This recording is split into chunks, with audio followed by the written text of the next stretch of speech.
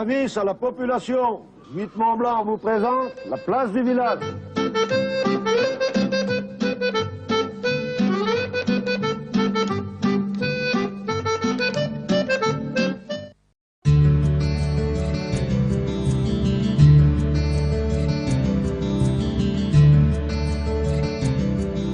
Bonjour à tous, nous sommes aujourd'hui dans la place du village à Vertemex. Ah, pour trouver Vertemex, eh bien écoutez, nous sommes en Savoie, nous sommes à peu près à 10 km de Novalaise, c'est l'avant-pays savoyard et nous sommes ici à peu près à 700 mètres d'altitude à peu près. 700 mètres. 700 mètres, oui, en rappelant aussi qu'il y a 176 habitants à Vertemex.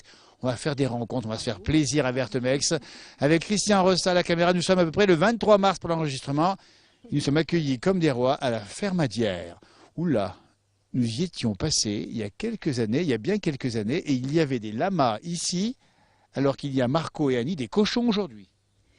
Oui, en fait, on est passé progressivement du tourisme à l'agriculture. Et voilà. Et donc, pour finalement laisser le tourisme et ne faire que de l'agriculture parce que ça nous prend à plein temps. On avait vu les lamas, c'était impressionnant les lamas. Oui, tout à fait. On l'a fait pendant 15 ans et comme expliquait Marco, on a basculé au niveau du cochon pour finalement travailler toute l'année. Le cochon, oui, mais pas n'importe quel cochon, s'il vous plaît. Dans cette émission, on parlera beaucoup d'environnement, vous allez voir, de respect de la nature, on verra des rencontres étonnantes. Mais là, on commence par le cochon bio. Non, c'est pas tout à fait ça. En fait, nos porcs sont élevés en plein air. Donc, ils ont un abri, une dalle pour le repas, une auge, mais ils sont donc dans la nature. Mais heureux. Heureux, oui. Alors, combien à peu près? Plus de 100 cochons heureux ici. Oui, voilà, ils sont dans des parcs entre 15 et 20 par parc. Et en fait, on a un roulement, on en abat 4 toutes les semaines, entre 4 et 5 toutes les semaines. Et c'est à Vertemex, ici à la Fermadière, qu'on trouve précisément du bon cochon parce que les clients viennent se servir ici. Oui, le samedi matin de 10h à 12h. Le numéro de téléphone s'affiche. Le bon cochon à la Fermadière ici à Vertemex. On vous le conseille parce que franchement, quand on voit le cadre comme ça, quand on imagine ce qu'ils mangent et quand on voit que vous les choyez, ces cochons, vraiment, ils font de la bonne viande. Oui, oui, on goûte aussi. Hein. Bien sûr. Alors l'endroit, parce qu'on n'a pas bien montré, on en parle dans cette émission plus loin, c'est la nature. Ah oui, là vous êtes dans un parc arboré de 4 hectares. Tous les parcs à cochons font à peu près 1500-2000 m². En 2011, on a construit le labo parce que notre fille qui actuellement est dedans, elle avance le travail. Donc en fait, c'est elle qui a été porteuse de projet. Elle a fait donc la DJA. Et grâce à ça, on a pu donc investir donc dans le labo. Qu'est-ce qu'on a au final comme produit, comme cochon, c'est quoi? Ça va de la viande de découpe, ce qu'on appelle viande de découpe, c'est rôti, escalope, grillade et tout. En passant par la charcuterie cuite, terrine, rillettes, poitrine roulée, tête roulée. Je fais saliver. Hein. Oh là, là, pour l'interview, il est presque midi.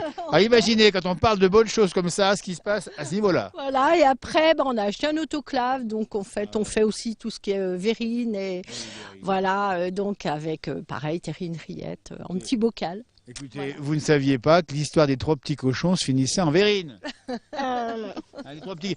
On connaît les 3 petits cochons, ça raconte quoi? Ça raconte qu'il y a des cochons qui sortent de leur maison, car ils doivent se trouver une maison, car le loup, ils peuvent peut-être les manger. Voilà. Donc, il y a un cochon. On va pas faire toute l'histoire, mais comme des histoires de maisons qui sont en paille, c'est ça, en quoi? En bois et en briques.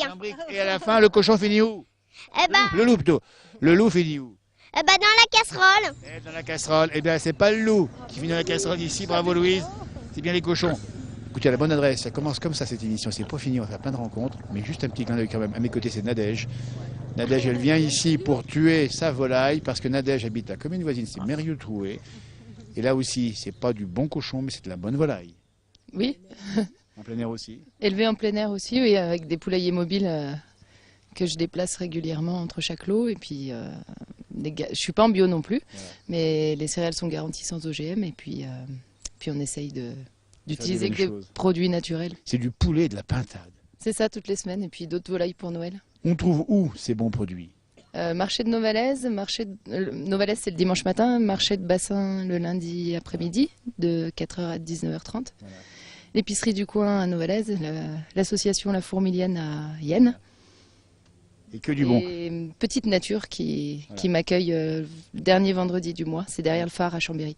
Écoutez, voilà, c'est sur le bassin chambérien ou un peu plus loin. Vous avez envie de dire il faut manger des bonnes choses, quoi. Bah oui, nous on a commencé par vouloir nous manger des bonnes choses, Bah, déjà. ce qui fait qu'on en est venu là. Ben, merci beaucoup Nadège, on rappelle bien la ferme de Chaupendant. Allez, philosophie de vie aussi, on l'a compris ici, parce que c'est ça aussi, c'est une façon d'avoir un métier qui correspond, qui est en accord avec ce que vous êtes. Oui, en quelque sorte. Merci beaucoup. Et puis on les petits enfants devant, parce que c'est pour eux aussi que vous faites ça, pour qu'ils mangent bien. Et vous savez les enfants, quand on mange bien, on vit bien. On apprend bien à l'école. Oui. Voilà, puis on fera la prochaine fois le chaperon rouge. Oui. La prochaine fois uniquement. Hein. Oui. C'est parti dans un instant. Allez, on continue avec Christian face à la caméra. Des rencontres Vertemex, comme si vous y étiez à la Vampille Savoyard, pas loin de Novalaise. Magnifique.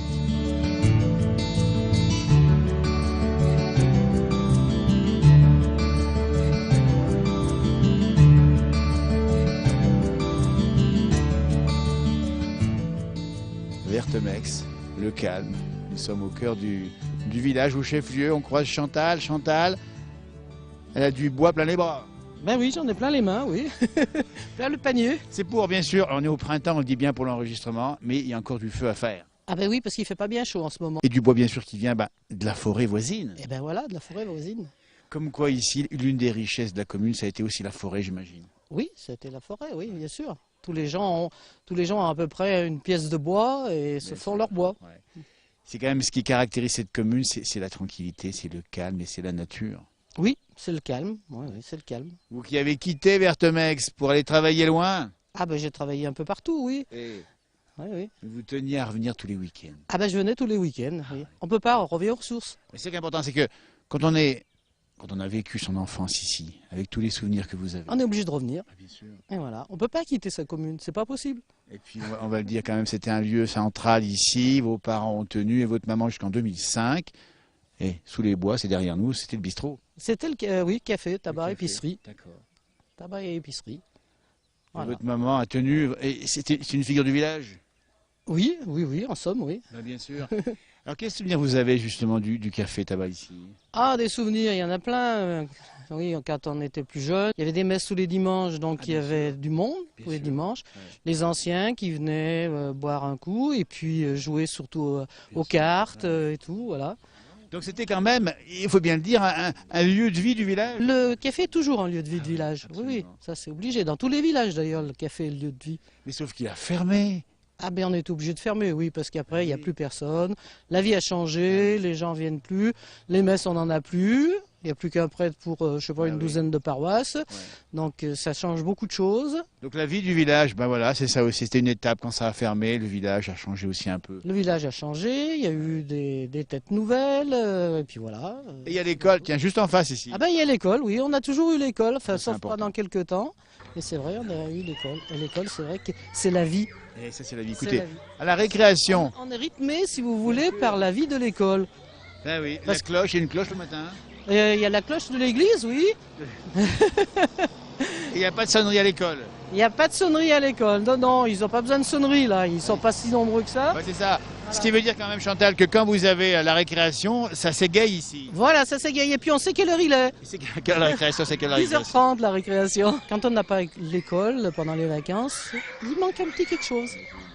Chantal qui revient aux sources, à sa retraite, qui est venue à chacun de ses week-ends ici à Vertemex et aujourd'hui, vous pêchez encore. Bah oui. Et ça mord? Oh ça, oui, on va se plaindre. On arrive à prendre 2-3 trucs, mais disons que c'est plus pour prendre l'air, Bien pour sûr. bouger, pour voilà. Vous pêchez où? Dans le bas, bien sûr. Hein. Oui, oui, oui, ou sur les communes environnantes. Tous les bois, derrière nous, le fameux café. Épicerie aussi, il y avait plein de choses à vendre. Plein de choses. Ah, ben, tout ce qui est épicerie, Oh, oui, tout ce qu'on peut trouver comme produit d'épicerie. Ah, bien sûr. Voilà. Et puis, alors, les maquignons passaient ici. Ah ben les maquignons passaient ici et c'était vraiment très très intéressant parce que ils achetaient les bêtes, ils se les vendaient dans des formules assez amusantes. Ça, c'est formidable. C'est que, vous voyez, ça qu'il faudrait faire revivre un jour. Ah parce que ben oui, il faudrait et- faire revivre, mais les maquignons avec leur bâton. avec leur bâton. Mais je sais pas si on arriverait vraiment à être comme eux.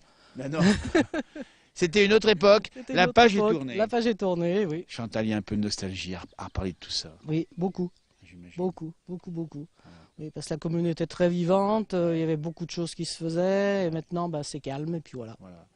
C'est la vie un peu de nos villages, parce que dans cette émission La Place du Village, on aime bien aussi justement rappeler qu'il y avait des lieux de vie comme ça, mais la mémoire reste. La mémoire reste, tant que les anciens sont là, la mémoire restera, puis après, ce sera, il était une fois. Il était une fois, comme dans les contes et légendes, mais Vertemey quand même, pour tous ceux qui nous regardent depuis le bout de la France. Mais c'est bien connu, Vertemey, ça. Oui, bien sûr, mais les gens viennent pour faire quoi ici en général? Ici, il y a des vacanciers qui passent. Oui, il y a des vacanciers qui passent. Il y a aussi beaucoup de ceux qui ont de la famille, qui reviennent pendant les vacances. Voilà. À 2 pas de Novalaise, mais à 2 pas du lac d'Aiguebelette. Et oui, à 2 pas du lac d'Aiguebelette. Voilà, pour ceux qui aiment la... Eh bien, on va le rappeler à ceux qui veulent prendre des vacances en pays de Savoie. C'est en Savoie où nous sommes, à Vertemey. Nous sommes en pays savoyard, pas loin du lac d'Aiguebelette. Et c'est un lac magnifique. Un très très beau lac, oui. Vous pêchez là-bas? Non, je ne vais pas là-bas, mais non, nous on fait les petits cours d'eau. Les petits cours d'eau. Les petits ruisseaux. Mais les petits cours d'eau, je sais, il faut souvent les grandes rivières. Oui, c'est ça. Merci de votre bonne humeur, Chantal. Et on vous a malheureusement laissé porter ces kilos de bois ici. Non, mais c'est pas très lourd, vous inquiétez pas. Hein. Merci beaucoup Merci. de ce témoignage. Bonne journée. Bonne journée à vous.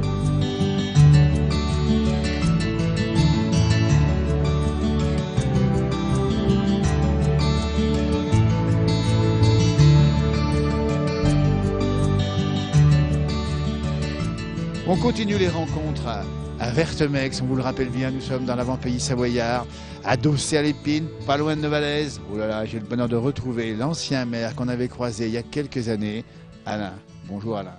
Oui, bonjour. Eh bien, vous nous cueillez... Un peu à froid, si je peux dire. Non, mais en début de printemps, assez frais. C'est frais ici. Hein. Notre tenue On le montre. Ouais. Et puis, on est toujours bien Merci dans de notre l'accueil. commune. Il y a du soleil, tiens. Regardez, pour le début de l'interview. Marc à vos côtés. Bonjour Marc. Marc qui est conseiller municipal. Bonjour, oui, je suis conseiller municipal et j'habite Vacheresse. C'est un hameau, on dit bien. Et c'est là-haut. Oui, c'est un peu plus haut qu'ici. Là, on est au chef-lieu à 600 mètres et Vacheresse, c'est à 900 mètres. Alain a été maire et puis conseiller municipal pendant combien de temps? Je suis rentré au conseil municipal en 1971, maire de 1977 à 2008. Voilà. Dis donc. Eh ben voilà quelqu'un qui a marqué la commune. Hein. On a marqué la commune par une activité qui malheureusement n'existe plus aujourd'hui, qui était la création d'un stade de neige. On avait à Vacheresse, sur le site de Platé-Moulin, un téléski avec une animation forte. Pour, bien entendu, l'hiver. Alors maintenant, il reste que l'établissement ancien chalet, restaurant d'accueil qui malheureusement a été vendu à un privé. Alors, on était à quelle altitude à peu près au niveau du stade de neige? Au niveau du stade de neige, on était à 1050, ça allait de 1050 à 1200. Vous êtes un peu victime du réchauffement climatique. Personnellement, je crois peu à ce système de réchauffement climatique parce que quand on analyse un petit peu les cahiers de la tenue de notre activité stade de neige, on voit qu'on a toujours eu depuis 71 des chauds et froids. On se rappelle certainement pas de période. Et est-ce que c'est vraiment cette déréglementation climatique qui nous impose ce contexte de changement de climat ou autre, ou est-ce que c'est autre chose? C'est peut-être des cycles naturels. En tout cas, 23 mars pour l'enregistrement à Vertemey, nous sommes à 7 salles d'études. On n'a pas chaud ce matin. Non, mais vous savez, il y a un dicton qui dit Noël au balcon, Pâques au tison. Eh bien, on arrive on y aura droit. Au jour de Pâques dimanche et on aura droit à se mettre au chaud. On va repartir dans un instant avec vous pour parler de chasse et d'autres choses, mais à vos côtés, Marc, conseiller municipal. Alors Marc, il a un parcours intéressant puisque Marc, il a marié une fille du pays. Oui, donc moi je suis arrivé dans le pays en 92 et puis depuis j'habite ici. Donc je suis installé à Vacheresse. À Vacheresse, ce qui est intéressant, c'est le climat. Parce que en fait, tout l'hiver, on est au soleil. On n'a jamais le brouillard comme plus bas, en fait. Et je dirais même que la limite est à peu près au niveau de la mairie. Il y a un plancher là qui en hiver, dès qu'on par rapport à la mairie à côté, c'est ça vous? Moi j'habite à côté de la mairie, à la limite du brouillard. L'ancien café sous les bois. Là, Alors on a vu juste avant cette interview votre sœur, et c'est vrai qu'on faut rappeler quand même, on l'a dit, hein, les parents, sous les bois, le bistrot, ça a été vraiment un temps fort de la commune. Mais c'était une époque où on n'avait pas de moyens de locomotion, où tout le monde se déplaçait le plus souvent à pied. C'était tellement de bons souvenirs qu'on avait aussi un échange de relationnel humain qu'on a perdu. On a donc des nouveaux habitants qui arrivent. Les nouveaux habitants sont essentiellement des gens qui travaillent à l'extérieur et qui viennent profiter du calme, le reposant de notre secteur et qui participent peu à la vie de la commune. On manque d'enthousiasme, on manque de participation. Et puis chacun, il faut dire aussi, hein, on est un peu chez soi, on a effectivement sa maison ici en particulier, son petit bout de jardin, son cadre. C'est ça aussi qu'on vient chercher ici. On est peut-être moins dans la relation sociale que dans le cocooning qu'on dit parfois. Oui, tout à fait. Le problème ici, c'est le trajet pour aller travailler. Moi, j'ai... Vous-même travaillez aux Avenières. Hein. Je travaille aux Avenières, j'ai 30 km pour aller travailler. Donc c'est vrai que quand on a posé les enfants le matin à l'école, on s'est dépêché d'aller au boulot, on a travaillé une bonne journée, on est rentré le soir, on n'a plus beaucoup d'énergie pour faire autre chose. Donc effectivement, ça nuit un peu aux relations sociales dans le village. C'est la vie de beaucoup de nos villages. Tiens, regardez, monsieur l'ancien maire à la tenue du chasseur, il ne chasse pas aujourd'hui, mais ça, vous la sortez régulièrement. Ah ben, j'ai mis la veste par rapport au temps, au froid, parce que j'étais en train d'enlever l'herbe du jardin. Alors cette veste, effectivement, elle a les couleurs de la chasse. Pourquoi? La chasse, si on parle de la chasse, c'est une activité, je dirais, principale. C'est un atavisme de l'ensemble de la population. On est chasseurs de père en fils dans l'ensemble des familles autochtones. On a quelques étrangers qui viennent, mais très peu. Et étranger, c'est habitant de la commune voisine. Non, c'est un étranger depuis 92 ici. Non, mais quand je disais chasseurs étrangers, ce sont des chasseurs qui sont extérieurs à d'autres communes. On a un engouement, une ferveur vous aimez ça. Très forte pour cette activité, avec bien entendu des groupes de chasseurs. Où on avait au départ, c'était le lièvre. Ah voilà. Alors le lièvre, c'était... Puis il n'y avait plus parce que maintenant il y a tellement de chasseurs. Maintenant il n'y a plus de lièvre. On sait pas. Qu'est-ce qui reste? Alors là c'est le sanglier. Et puis on sait aussi qu'il y a des bons repas après la chasse, avec ces cuisseaux de sanglier qui sont mijotés à l'ancienne. Ça doit être bon. Non, mais là, c'est bien sûr des repas de famille ou en équipe. Et, bon, il y a une convivialité. Là. Alors, cette convivialité qu'on a perdue au niveau de l'animation, je dirais, du commerce local, on la retrouve entre chasseurs. Vous êtes bien à Vertemex, on le dit bien, en Savoie, cette commune où les chasseurs ont une grande vitalité, une grande vivacité. Tiens, Marc, conseiller municipal, adopté ici depuis 92, c'est ça, à Vertemex. Vous pratiquez quelque chose d'assez étonnant, ce qu'on appelle la permaculture. Oui, donc je suis certifié en permaculture. C'est quoi ça? Donc la permaculture, c'est une méthode de conception en fait pour créer des sociétés durables. Ça s'applique à tout un tas de choses. Ça peut s'appliquer à la vie en société, en entreprise, aux groupes humains. Au jardinage, voilà, tout ce qui compose une société en fait. Et vous, c'est le jardinage? Donc moi, oui, j'essaye de faire une forêt fruitière autour de chez moi. Donc je plante des végétaux en fait, que j'essaye de choisir pour qu'ils soient plutôt vivaces, pour minimiser l'entretien et optimiser les rendements.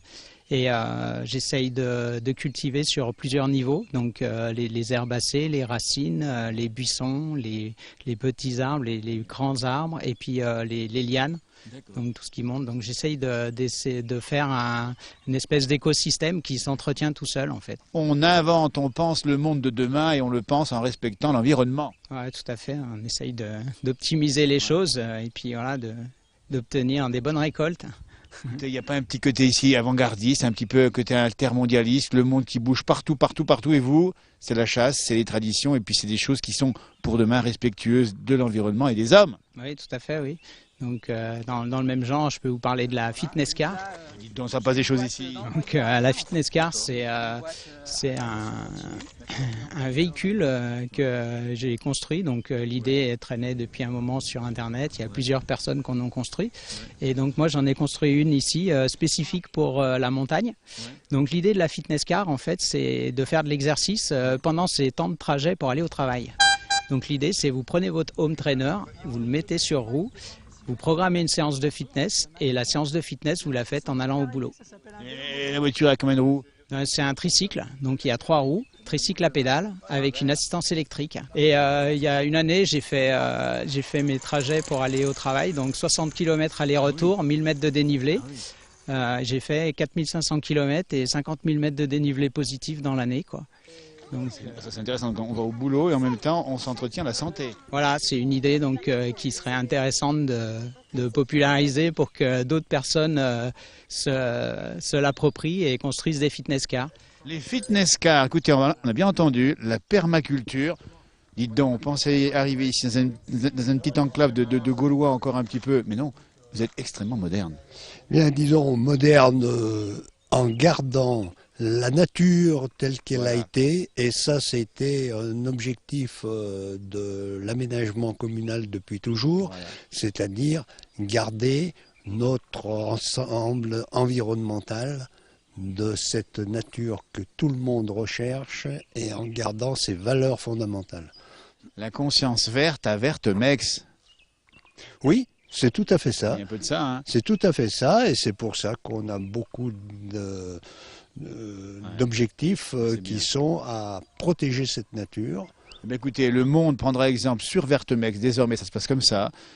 Il y a plein de choses qui se font ici, et on entend le pinson et le rossignol qui chantent maintenant. Oui. Ah ben là, c'est mieux. Ah, le rossignol. Comment il fait le rossignol? C'est mieux que France Bleu, parce que France Bleu, c'est quand on est au foyer, et puis dès qu'on sort, eh bien, c'est les chants de la nature, des oiseaux et autres, on est bercé par ça. C'est très agréable et surtout reposant. Et quand on revient du travail le soir, et on se change, on se remet en pleine nature, une heure après, on est délassé, on dirait qu'on commence une nouvelle journée. Mais voilà, mais merci messieurs, regardez-moi ça, on a précisé développer l'esprit, l'âme de Vertemex, alors qu'on entend d'un côté ici les rossignols et les pinsons, de l'autre côté les gamins qui sortent de la cour de l'école. Oui. Ça c'est bon à entendre aussi. Oui, là l'école a été réouverte en 1987. Elle avait fermé. Oui, elle avait fermé et par manque d'effectifs. Donc c'est les nouveaux ménages qui sont venus s'installer, qui ont été les nouveaux réservoirs pour revivre donc l'école et bien entendu la commune, puisque quand on n'a plus d'école, c'est un village qui meurt. Quand l'école réouvre, eh bien on sent une vitalité avec un ensemble de vie.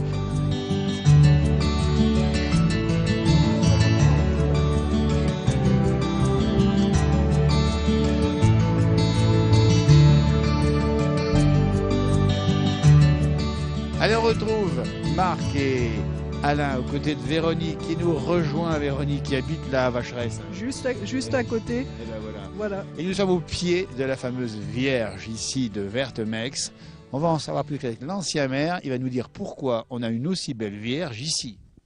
Eh bien, c'est le seul monument de la commune, mais alors qu'il y a une histoire réputée, puisque c'est en 1894 qu'un habitant de Vacheresse a fait don de ses biens à la commune en remerciement de ses, je dirais, convictions pieuses. Et en rentrant à l'hospice de Chambéry, aux frais de la commune, mais il a donné tous ses biens, et son frère, Noël Buisson, a érigé cette statue qui a été un lieu de pèlerinage de tout temps, puisqu'on avait même baptisé la commune de Vertemex le Petit Mian. Donc Vierge de Mian le rappelle bien. Une réputation de ferveur religieuse très forte à l'époque.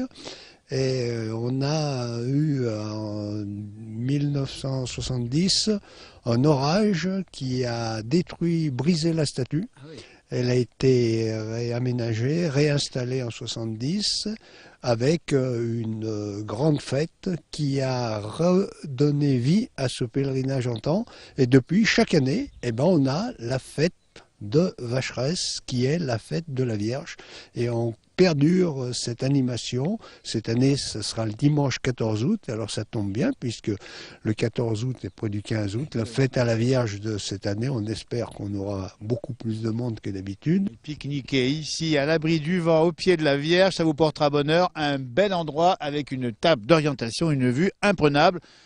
Et sur la vallée, Véronique habite depuis 3 mois seulement ici, mais elle est ravie d'avoir choisi l'endroit. Oui, je trouve que c'est un endroit fantastique au niveau de la nature.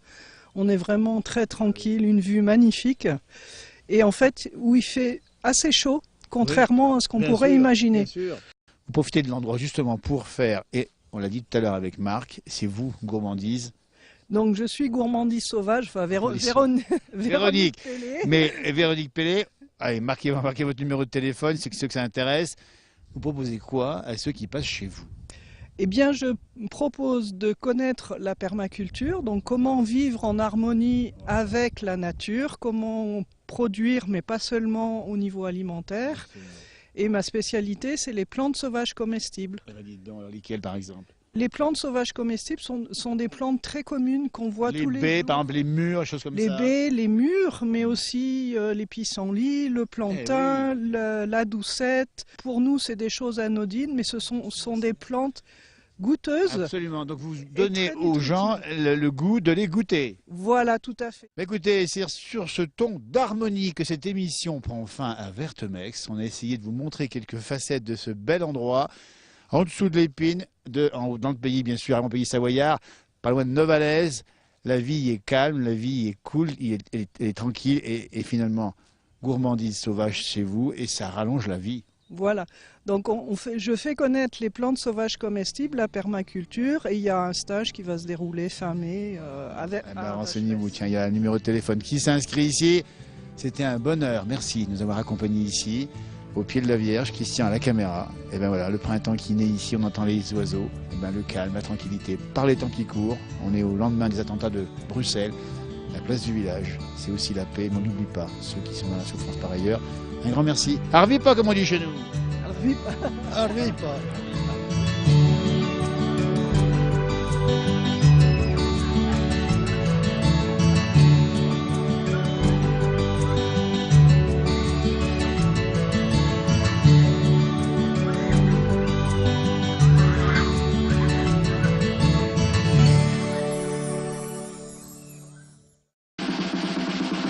Avis à la population, Huit Mont Blanc vous a présenté la place du village.